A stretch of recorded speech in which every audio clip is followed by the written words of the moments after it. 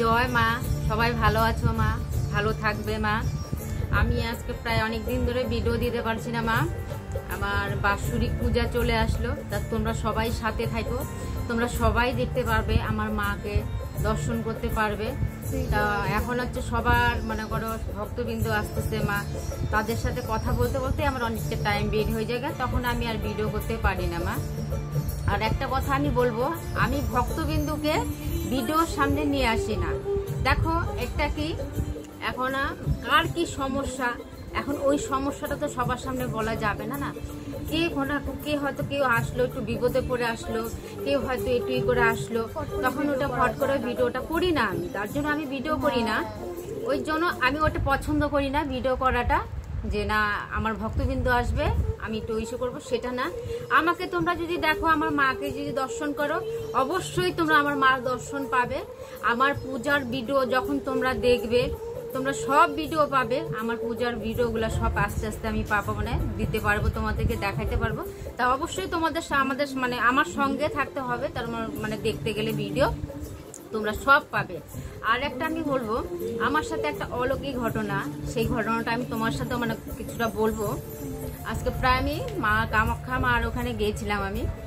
তা আমি বাড়ি থেকেই বলে বের হচ্ছি যে মা, আমি যদি তোমাকে একটু দর্শন করতে পারি, তোমার তো মন্দিরে ঢুকতে পারবো না, ভিতরে তো মানে বন্ধ, আম্বাপুচি মেলা। মার তো আম্বাপুচি মেলাতে মনে করো সবার মন্দির দরবার বন্ধ থাকে।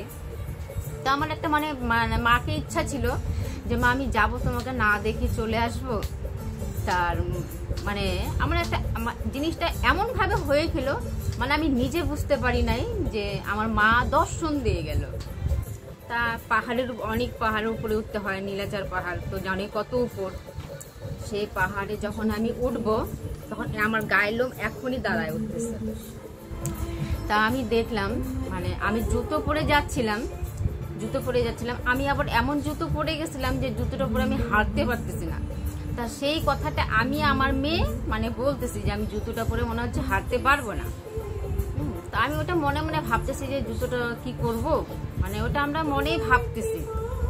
তখনই আমাকে মানে একজন মানে বউ রূপে আইসে মানে আমাকে ডাইরেক্ট আমাকে গা ধরে আমাকে বলল, মারে জুতাটা ওখানে খুলে যাও, ওখানে সবার জুতা রাখতেছে, তুই যা ওখানে তোর জুতাও খুলে আয়। তখন আমি ভাবলাম কি না থাক, মেলার মধ্যে তো কারো কথাটা শোনাটা ঠিক না, থাক এটা। তারপরে যখন আমিও উঠলাম, তখন আমি ওই কথাটা আবার ভাবতেছি যে কি করি, আমি জুতাটা পুরো হাঁটা যাচ্ছে না। তখন আমাকে আবার বললো, মারে জুতাটা ওখানে খুলে যা, ওখানে সবার জুতো রাখতেছে, তোর জুতা ঠিক থাকবে, তুই রাইখে যা। তা আমি ভাবলাম যে পিছনে যখনই আমি মানে আমাকে গায়ে হাত দিল, আমার গায়ের লোম দাঁড়ায় উঠলো, যে কি বললো আমাকে। আর আমার গাটা যখন স্পর্শ করলো, তখন আমার গায়ের লোম ছম করে উঠলো।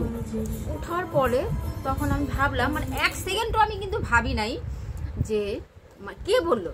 পিছনে আমি ঘুরলাম, পিছনে কেউ নাই। তা ওই জায়গাটায় আমি তাই ভাবলাম যে জয় মা কামরূপ কামাখ্যা মায়ের জয়, যে সত্যি আমি দর্শন পাইছি। সেই দর্শনের জন্য আমি 2 দিন মাকে মানে প্রাণ থেকে ডাকতেছিলাম, মানে মাকে, যে মা তুমি সত্যি আমাকে দর্শন দিলে, আমার গায়ে স্পর্শ করে গেলে। তাই মাকে বলি, মা তোমরাও মন থেকে ডাকো, তুমি সবাই তোমরা মার স্পর্শও পাবে, মাকে দেখতেও পাবে। তাই তোমাদেরকে একটাই কথা বলবো, বাড়িতে তোমাদের কেউ আসলে তোমরা কখনো ফিরাবা না। তোমার হাতে যদি কিছুও না থাকে, তোমার মুখটা কিন্তু আছে, 2টা মিষ্টি কথা বললেই ও তোমার কথাতে সব বুঝে যাবে। তাই বলি, দেখো আমি যতবার বলতেছি, আমার গায়ের লোম দেখো দাঁড়ায় উঠতেছে, দেখো এই দেখো, দেখছো দাঁড়ায় উঠতেছে আমার গায়ের লোম।